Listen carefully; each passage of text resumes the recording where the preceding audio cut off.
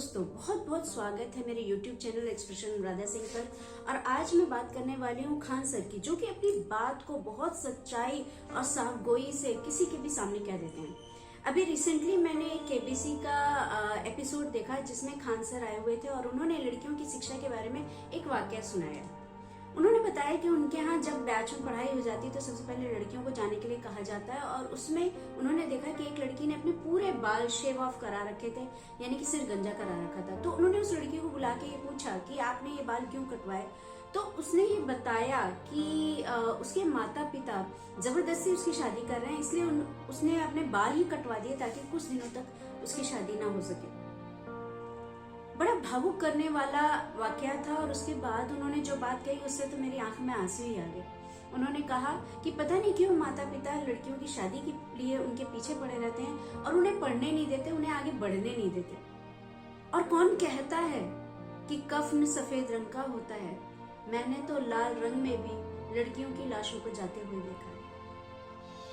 इतना ज्यादा भावुक हो गए हम लोग इस बात को सुनकर, और मुझे अपनी कहानी याद आ गई कि जब मैंने अपनी शिक्षा पूरी की थी और मेरी हमेशा से ही आकांक्षा बहुत ऊंची थी, और कुछ खुशकिस्मती मेरी इतनी अच्छी थी कि जैसे ही मैंने शिक्षा पूरी की और मुझे अपनी मनपसंद का सेंट्रल गवर्नमेंट जॉब मिल गया और मैंने जॉब ज्वाइन भी कर लिया, लेकिन मेरे पिताजी की दोनों किडनियां फेल हो गई थी और उनको ट्रांसप्लांटेशन करने का जो है तैयारी चल रही थी।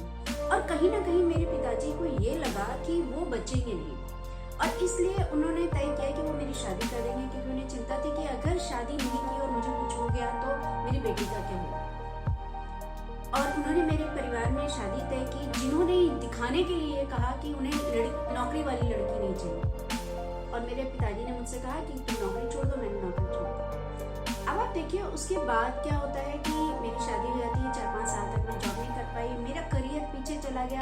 आज तक मैं उस मुकाम तक नहीं पहुंची जिस मुकाम पे मैं पहली बार में पहुंच गई थी और जो मैंने खत्म कर दिया था।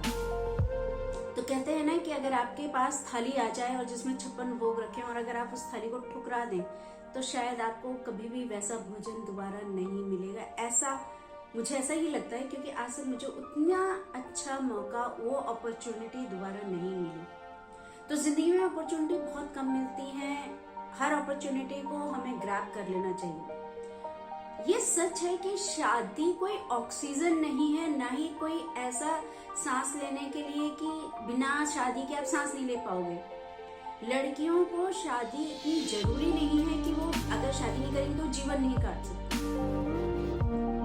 शादी के बाद पूरी जिंदगी रोने से तो अच्छा है कि आप शादी ना करो। दूसरी बात ये भी है, कुछ माता पिता इसलिए भी लड़कियों को ज्यादा आगे पढ़ने नहीं देते कि उन्हें लगता है कि फिर उन्हें उतना ही पढ़ा लिखा, उतनी ही ऊंची पोस्ट का लड़का ढूंढना पड़ेगा, फिर ज्यादा दहेज भी देना पड़ेगा। तो बहुत सारी सामाजिक जो कुरीतियां इस चीज से जुड़ी हुई हैं जो लड़कियों को आगे नहीं बढ़ने देती। लेकिन अब समय बदल रहा है और मुझे लगता है कि धीरे धीरे माता पिता इस बात को समझ रहे हैं कि लड़कियों को जितनी चाहे उतनी शिक्षा और उनकी स्थिति को मजबूत करना बहुत जरूरी है। लेकिन गांव में, शहरों में, जो छोटे शहर है वहाँ अभी भी मानसिकता वही बनी हुई है। लेकिन मेरा तो खुद का उदाहरण है कि मैं आज भी यही सोचती हूँ कि काश उस समय मैंने अपनी वो जॉब ना छोड़ी होती और आगे और कॉम्पिटिशन्स की तैयारी की होती। यानी कि एक हॉट सा लग गया कि मेरी शादी हो गई, अब बस मुझे क्या काम करना था, मुझे घर में रहना था, मुझे बच्चे संभालने थे, बस मेरा 4-5 साल ये काम रहा। और उसके बाद मैंने बहुत जद्दोजहद की वापस आने के लिए, लेकिन वापस में आते आते भी मैं रेस में बहुत पीछे थी और पीछे ही रही। तो मेरा आपसे यही अनुरोध है कि जो खान सर ने बात कही है वो बिल्कुल सही कही है कि शादी कोई बहुत जरूरी चीज नहीं है। शादी सिर्फ इसलिए कि हाँ आपको एक लाइफ पार्टनर मिल जाए, आपकी अपनी फैमिली हो जाए, उसके लिए शादी होती है।